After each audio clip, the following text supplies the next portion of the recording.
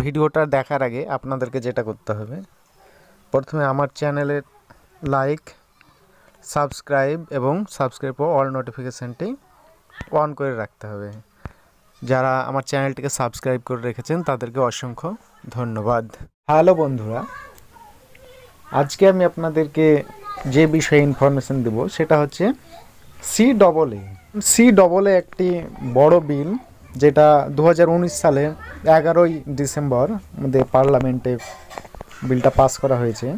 তো এই বিষয় নিয়ে কিছুদিন আগেই স্বরাষ্ট্রমন্ত্রী একটি নোটিশ দিয়েছেন যে লোকসভা ভোটের আগেই গোটা রাজ্যে প্লাস গোটা দেশে CAA লাগু করা হবে। তো চলুন এই বিষয়ে একটু আপনাদেরকে নোটিশ দেখাই। তো দেখুন, আমি স্ক্রিনে দেখাচ্ছি CAA এর মূল উদ্দেশ্যটা কি, আইনটা কি। দেখুন, আমি একটু পড়ে শোনাচ্ছি। CAA এর প্রধান বৈশিষ্ট্য, এই আইনটি তার নাগরিকত্ব আইন, মানে এই আইনটি তার নাগরিকত্ব আইন 1955 সংশোধন করার উদ্দেশ্যে আফগানিস্তান, বাংলাদেশ, পাকিস্তান থেকে ভারতে হিন্দু, শিখ, বৌদ্ধ, জৈন, পার্সি এবং খ্রিস্টান অবৈধ অভিবাসীদের অনুমতি দেওয়ার জন্য CAA আইন পাস করেন। তো এখানে বুঝতেই পাচ্ছেন যে এখানে হিন্দু, শিখ, বৌদ্ধ, পার্সি এবং খ্রিস্টান এই 6টা ধর্মের কথা উল্লেখ করা হয়েছে। এখানে কিন্তু মুসলমানের কথা উল্লেখ নেই, অর্থাৎ মুসলমানকে এই নাগরিকত্ব দেওয়া হবে না। দেখুন, পুরো বিষয়টা একটু দেখুন, না তো বুঝতে পারবেন না বিষয়টা। তো হিন্দু, শিখ, বৌদ্ধ, জৈন, পার্সি এবং খ্রিস্টানদের অবৈধ অভিবাসীদের অনুমতি দেওয়ার জন্য CAA আইন পাস করেন। তো তারপর দেখুন, আমি একটু নিচে স্ক্রল ডাউন করছি। CAA নীতি কি দেখুন, 31শে ডিসেম্বর 2014, 31শে ডিসেম্বর 2014 বা তার আগে ভারতে প্রবেশকারী অবৈধ অভিবাসীদের ভারতীয় নাগরিকত্ব প্রদানের জন্য CAA পাস করা হয়েছিল। তো দেখুন, একই বিষয়টা একই। আফগানিস্তান, বাংলাদেশ, পাকিস্তান থেকে আসা হিন্দু, শিখ, বৌদ্ধ, জৈন, পার্সি, খ্রিস্টানের মতো 6টি ভিন্ন ধর্মের অভিবাসীদের জন্য আইন পাস করা হয়। মানে এই 6টি জাতির জন্যই কিন্তু আইনটা পাস করা হয়। তারপর দেখুন, স্ক্রল ডাউন করছি, তার নিচে দেখুন দেখা যাচ্ছে লোকসভা ভোটের আগে CAA বড় ঘোষণা খোদ শাহের, মানে আমাদের যে গৃহমন্ত্রী, স্বরাষ্ট্রমন্ত্রী অমিত শাহ, তিনি লোকসভা ভোটের আগে CAA এটা সারা দেশে লাগু করার নির্দেশ দিয়েছেন। বাংলাদেশ, পাকিস্তান, আফগানিস্তানের হিন্দু সহ 6টি সংখ্যালঘু সম্প্রদায়কে ভারতীয় নাগরিকত্ব দিতেই আনা হয়েছে নাগরিকত্ব সংশোধনী আইন।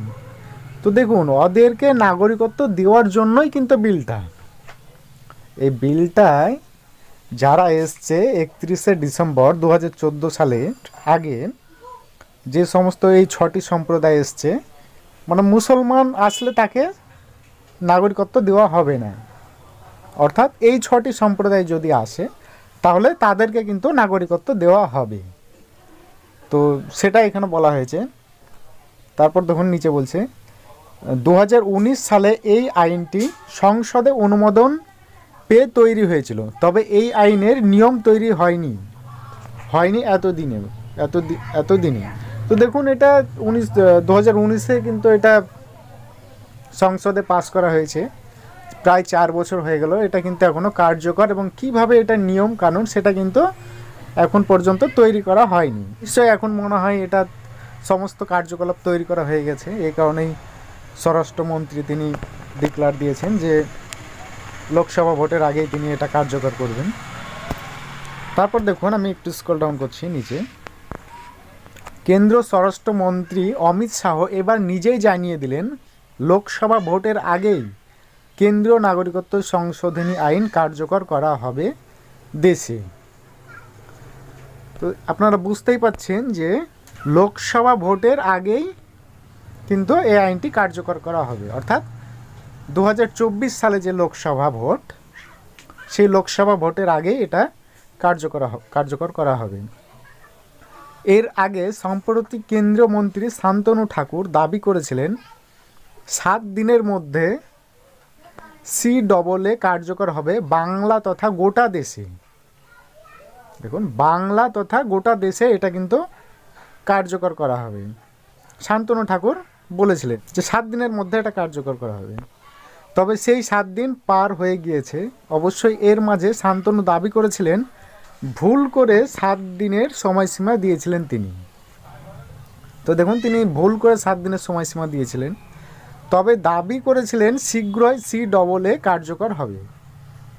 এবার কার্যত তার কথাতেই যেন আজ সিলমোহর দিলেন কেন্দ্রীয় স্বরাষ্ট্রমন্ত্রী, অর্থাৎ তার কথাটাকেই মান্যতা দিলেন স্বরাষ্ট্রমন্ত্রী। কারণ নিজেই তিনি বললেন যে এবার আমরা সারা দেশে NRC লাগু করব। CAA, এটা হচ্ছে CAA, তবে NRCরই একটি ধাপ, NRC CAA। তো দেখুন, এটার মূল উদ্দেশ্য হচ্ছে যে যারা, আপনাদেরকে এবার আমি পরিষ্কার করে যেটা বোঝাই, যে যারা আফগানিস্তান, বাংলাদেশ এবং পাকিস্তান থেকে মুসলমান বাদে 2014 31শে ডিসেম্বর 2014 এই তারিখের আগে মুসলমান বাদের যেই 6টি সম্প্রদায় আমি উল্লেখ করলাম, সেই সম্প্রদায়ে যারা এসছেন ভারতবর্ষে তাদেরকে নাগরিকত্ব দেওয়া হবে। কিন্তু মুসলমান যদি আসে তাহলে কিন্তু তাকে নাগরিকত্ব দেওয়া হবে না। তো এটা একটা বড় বিষয় যে ওই 6টি সম্প্রদায় যদি তারা নাগরিকত্ব পায় তো মুসলমান কেন পাবে না? এই নিয়ে আপনারা জানেন যে COVID-19 অর্থাৎ করোনা ভাইরাসের আগে বিভিন্ন আন্দোলন হয়েছে CAA এই আইনের বিরুদ্ধে। বিভিন্ন জায়গায় রেল অফিস, আদালত সমস্ত কিছু এই তছনছ করে দিয়েছিল জনগণ, বড় বড় জায়গায় আগুন ধরিয়ে দিয়েছিল।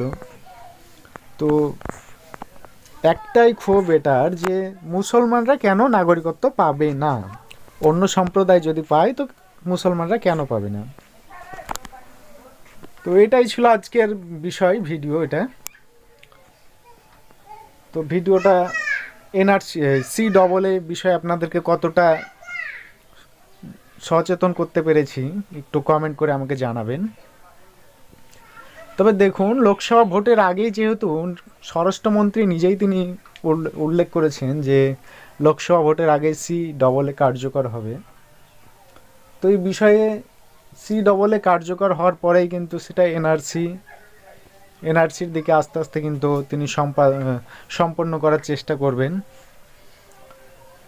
তা আপনারা ডকুমেন্টসগুলো অবশ্যই ঠিক করে রাখবেন, সমস্ত কিছু কাগজপাতি বিষয়ে আপনারা আপডেট থাকবেন। আমি কিভাবে ডকুমেন্টসগুলো আপনারা সিরিয়াল করে রাখবেন সেই বিষয়ে একটা ভিডিও দিব অবশ্যই। তো CAA বিষয়ে আপনাদেরকে একটু হলেও বোঝাতে পারলে অবশ্যই আমার চ্যানেলটি সাবস্ক্রাইব করবেন।